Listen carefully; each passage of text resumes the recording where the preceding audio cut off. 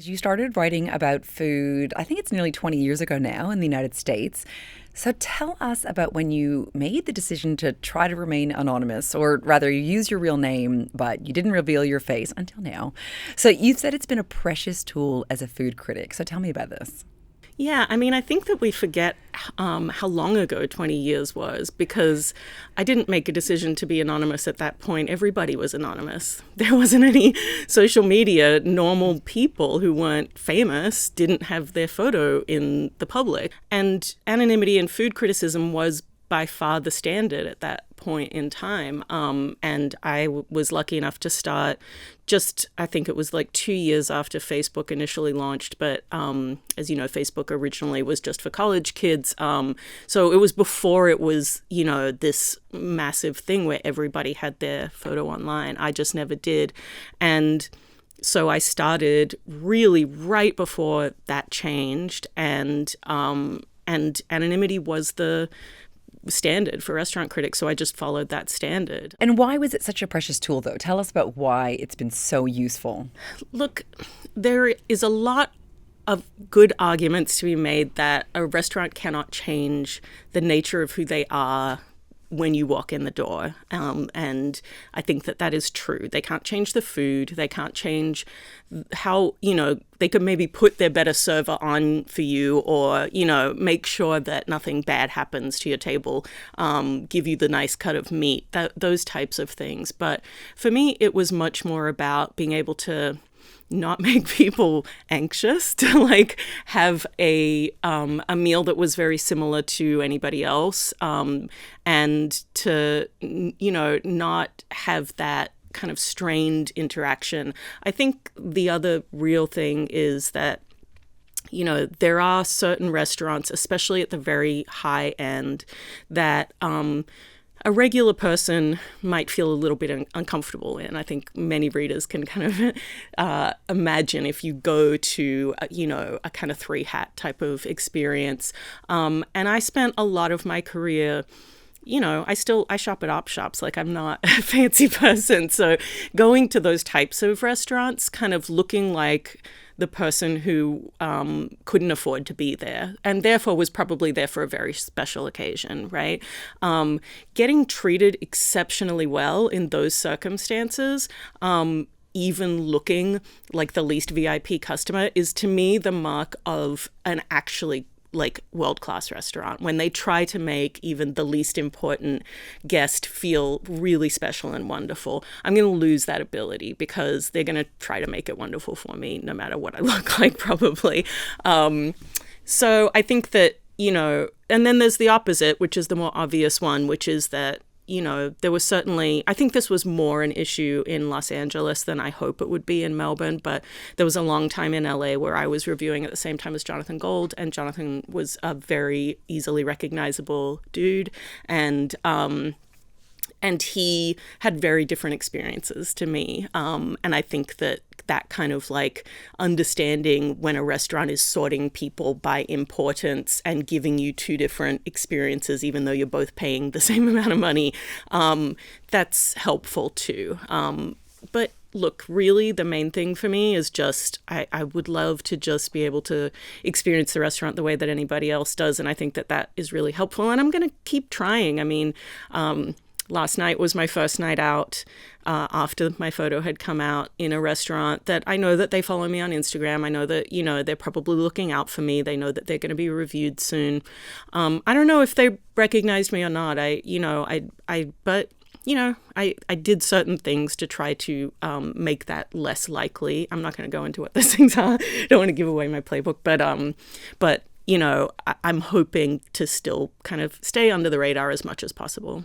Okay, so I want to get into how your life is going to change dramatically, I would have thought, by unmasking yourself. But I just want you to take us through, I guess, how difficult it has been to remain anonymous for so long, because you have said that being anonymous is by far the most complicated and silliest part of my job.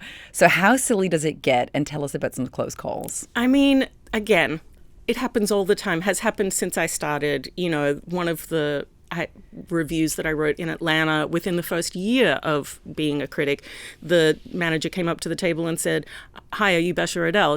And I played dumb and said, "Oh, who's that?" And which I don't do anymore. If somebody says, "Hi, Besha," I'm just like, "Hi," And I'm just curious, were you with anyone at the time? I was. You were I was with no, my I'm not. family. Yeah. And were your family like, nothing to see? Yeah, they were. But they're used to. I mean, they're kind of. I have a 21-year-old son who was a toddler when I started, and they're used to it. So him and my husband just both are kind of like eye roll. Like my kid will be like, "Oh, they're gossiping in the corner. I think you've been made." I mean, I think that the silliest part of it is that kind of inherent.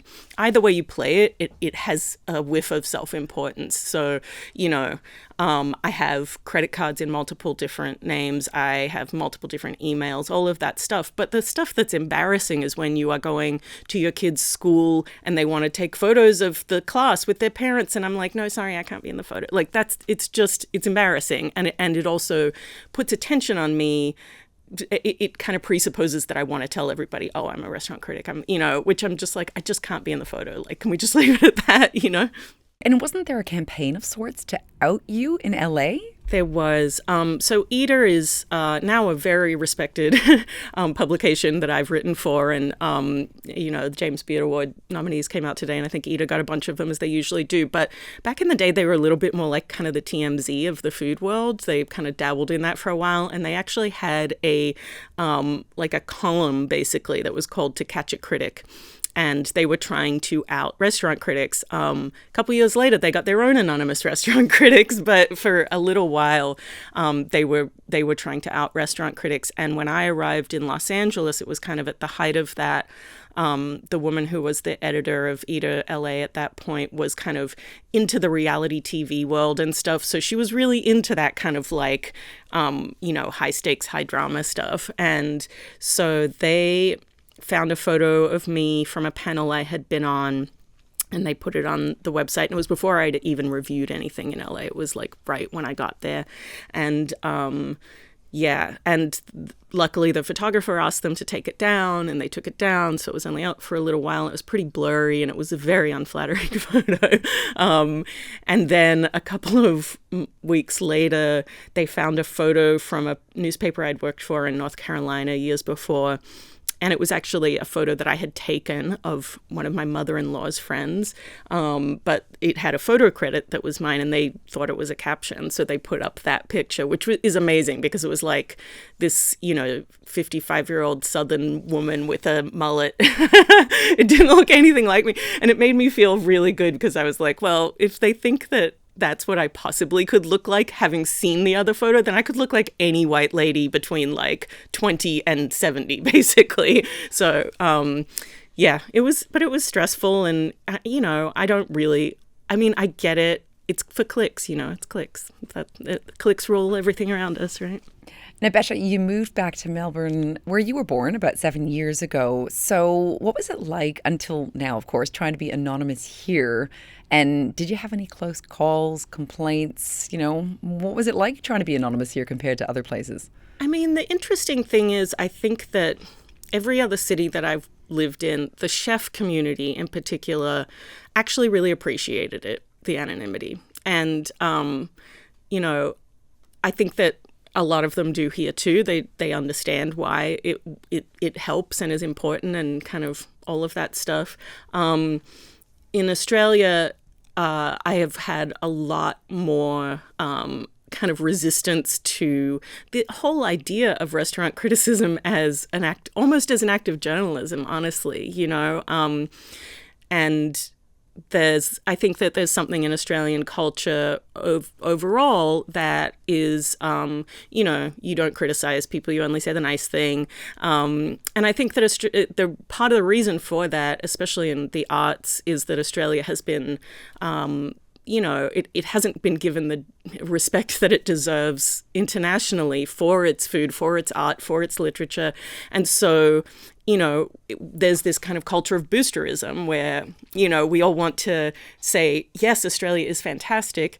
Let's celebrate it and not say anything bad about it ever, But the reality is that I don't want to blow smoke. I don't want to tell people. I don't think it helps to tell people that, if their mum, their girlfriend or boyfriend, the owner of the restaurant, everybody is going to be like, this is amazing. Your restaurant is so good. And yeah, you need that feedback too, but I'm not your mum. So I think it's okay for one person to say, yeah, really good. This is what's great about it. These are the things that I, struggled with and that I think could be actually done better. And my whole hope is that, they either take that advice and get better, or it makes them think and they're like, no, she's wrong. I'm sticking to my guns. This is what I meant to do.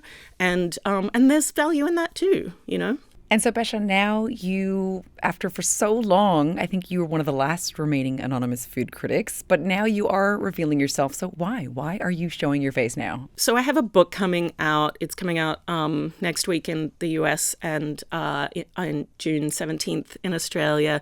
And I want to promote the book. I mean, it's a purely selfish reason. I have to say, my bosses at The Age were not thrilled about it. They really wanted me to keep the anonymity, which I totally understood. We had a long back and forth about it. But I think they finally understood that for me, my life's work is not just this. This is a huge part of my life's work. And it has been my life's work for the last 20 years. But I have more in me, I have more to me, I think, than just being an anonymous restaurant critic. And I'm really proud of this book. And my publisher really wanted me to promote it. They wanted me to be able to go out and do events. And, I'm leaving to go to the US to do a kind of mini book tour, and people are really excited about those events, and that's really lovely. And so the real upside for me is that I hope that I can connect with my community and with readers in a more genuine way. I mean, I have a pretty good pen pal relationship with a lot of readers, but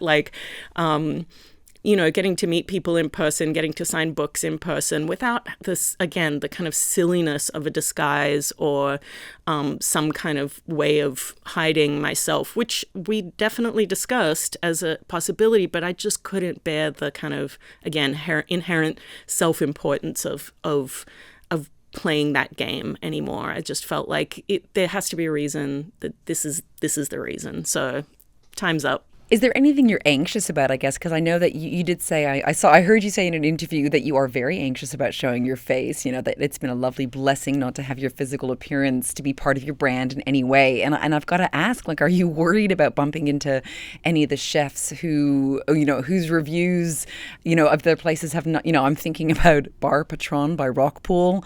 I'm going to quote here, one of their tacos was wildly disappointing.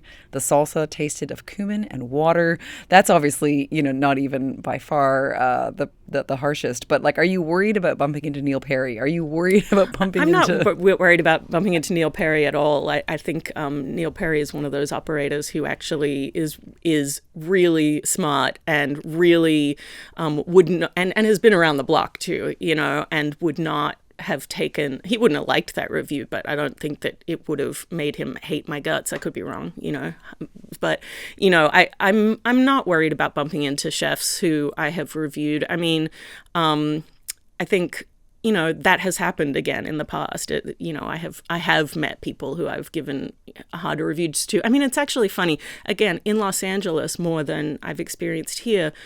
More often what would happen, and what happened when I left LA, is a lot of chefs reached out to me who I had been kind of harsh with and said, it was actually really helpful. I mean, that's not everybody, but it certainly was my relationship with a lot of the chefs in LA who I did that thing of saying, you are very talented. This is a really interesting thing that you're trying to do. And here are the places where, your ego or some idea that you're sticking to or whatever is getting in the way, And I mean, Curtis Stone was one of those people. He's talked about it quite publicly, where he had this restaurant, Gwen, that opened in Hollywood, and it was a prefix, and it was a steakhouse, and a prefix was not right for being a steakhouse. It was too weird of a concept. And I said that, and he was really disappointed. And then he was like, you were right. And I changed it, and it's better now, So that's the relationship I hope to have with any chef, really, honestly, or any operator that I've written about. But I also don't really plan on going out and like being buddies with all of these folks. I'm still going to try to keep a kind of low profile. I'm not going to go to media dinners. I'm not going to, I'm probably not going to become like the face of good food in the way that some previous critics have. I don't go to the awards just because I don't want to socialize with folks that I am writing about. It just feels like a bit of a conflict. So I'm going to continue to do that. And now that we're talking about, relationships between you and various restaurateurs, we've got to talk about your review in April of Melbourne restaurant Attica. This is obviously an internationally renowned establishment. It's your last anonymous review for good food, but it would also have to be, correct me if I'm wrong, please, one of your most controversial. Oh, absolutely. Yeah. So tell me what this was all about and why you saved this one for last. The timing was actually completely random. I had always wanted to review Attica in the 20th year that Ben Shuri had been operating it. I had planned on doing that for years ago. And then I had a friend in town from LA who was eating at all of the kind of great Melbourne restaurants, and he wanted to go to Attica. And so I said, yeah, let's go. The downside of the timing is that Ben and I had just kind of had this kerfuffle over him, being really, he has a book out in which he takes aim at restaurant critics in particular, really is unhappy with the Good Food Guide. And I'm just going to interject here. He wrote in his book, I believe, that it was damaging to the mental health of his staff, I think, when reviewers are there. So he was sort of really taking issue with being reviewed, right? Yes, absolutely. And he said that he doesn't consent to being reviewed. And a lot of people have brought that up, especially on social media in the weeks since that review. That is the thing that keeps coming up, is like, well, this guy didn't consent to this review. And, that isn't how journalism works, unfortunately, and I think it's this kind of double-edged sword, because food people want to be taken seriously as artists, as tradespeople, as business people, and in which case they get held to the same kind of journalistic standards as we would judge a book or a piece of art or any other business, Well, just because the listeners might not have read this particular review, I do have to put one quote in, because I haven't been there. But when you wrote that it has a map of Australia made from fish, I was like, I'm in. And then you said and it tastes good. You're like, a map of Australia made from fish is funny, and because it tastes good, it's also very fun. But when it's delivered with all the humor of a mathematics dissertation, you wonder if you misread the joke. So that's your problem there, wasn't it? Yeah, absolutely. And it's not a huge problem. Again, this is a very strong two-hat restaurant in my mind. And, I think it's an experience that you just will not forget. It's absolutely worth having. But, I think it's worth pointing out, especially at an era in which Australian hospitality at that high end is just so good right now and so fun. And because Attica is part of the reason that is the case. Like, they were some of the first people to bring in that style of service, and it's just gotten less fun and less warm over the years, and I'm not sure why. And I guess, Besha, just to wrap up, why is critiquing what we eat important? I think that, food, especially in a city like Melbourne or Sydney, is such a huge part of what makes a city a joyful place to live on a day-to-day basis. And because of that, it's really important to support our hospitality industry. And I think, again, very self-serving, but I believe it, having good criticism in a city helps to maintain the health of that city's food scene. It creates a conversation around it. It creates, people people are excited about it. And obviously there are a lot of voices out there. There's a lot of social media, a lot of TikTok, a lot of people in this space at this point, all of which is like super valid. And I am very happy that all of those voices exist. But I think it's a real public service on the part of a media organization to pay somebody to do it professionally, so that you know that that person, you know, hasn't been bought off, isn't getting a free meal out of it, isn't, you know, there's no upside to saying something's good when it isn't good. I mean, I'm so lucky because I get to say, oh, okay, here's this restaurant. Let me look at the history of the chef. Let me look at the history of this kind of cuisine. Let me look at how this cuisine has progressed in the world and in this city. You know, there's a lot of research that goes into it. So I just, again, it's a self-serving thing, but I think it's important. Well, you're exposed now, literally and figuratively, and we're privileged that you've done it here. So thank you so much, Besha, for your time. Thank you so much for having me.